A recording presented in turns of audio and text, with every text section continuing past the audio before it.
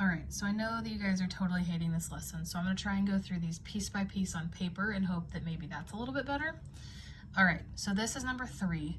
I'm starting with my p value, and my p value always matches up with my n number. So my n number is 8, so I'm saying what divides 8? Well, 1, 2, 4, and 8 all divide 8. And then I say, what's my q value? My q value matches up with the first number, which is 3. So that's going to be plus or minus 1 and 3. So now I do p over q. So that's saying that the q value has to be the denominator. So when the q value has to be your denominator, this top number has to go with each of those. So the 1 goes with 1, the 2 goes with 1, the 4 with 1, and the 8 with 1. So 1 over 1, then 2 over 1, then 4 over 1, then 8 over 1. And that's going to simplify down to 1, 2, 4, and 8. Okay, so then I put all of those answers over 3. So I do 1 over 3, 2 over 3, 4 over 3, and 8 over 3, because they all have to go to it.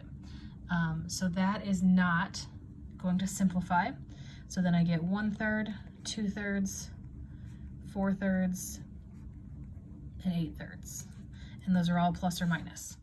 So the nice thing about me giving you the answer on this was that now you know what to do synthetic division with. So one of your answers was 2. So we're going to do synthetic division with 2 in the box. Okay, so then I have 3, -15, 14, and 8.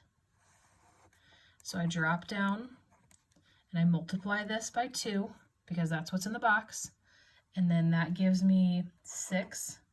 So then I get negative 11, no, -9, right?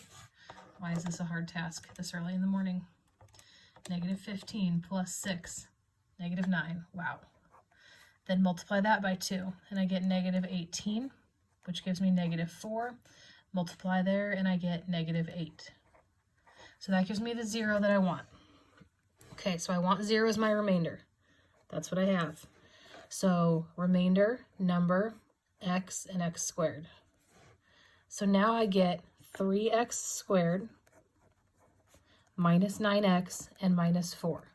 Okay, so then I go back over to the problem that's right here. And it tells me to do the quadratic formula. Okay, so when I do the quadratic formula, I know that this can't factor. So I'm going to put this in the quadratic formula. The opposite of b is 9 plus or minus the square root of -9 squared minus 4 times 3 times -4 all over 2 times 3. So now I'm going to simplify inside the square root. So I'm going to get 81 and then minus, and then I do -4 times 3 times -4, and I get 48. All over 6. So then I have 81 minus 48, which is 33. So I have 9 plus or minus the square root of 33 over 6. Okay, so now I try to break 33 down into couples and pairs. This would be 11 and 3. Both of those are prime numbers, so they can't do anything. So that means that your answer is going to be the 2 from up here. So that's my first root. So I know that I have to have 3 roots because it's raised to the 3rd power. So my first one is 2. Then I have 9 plus the square root of 33 over 6, and 9 minus the square root of 33 over 6. Okay, so these are the things that you're looking for in that. Those are your roots, and that's what we're going to end up graphing.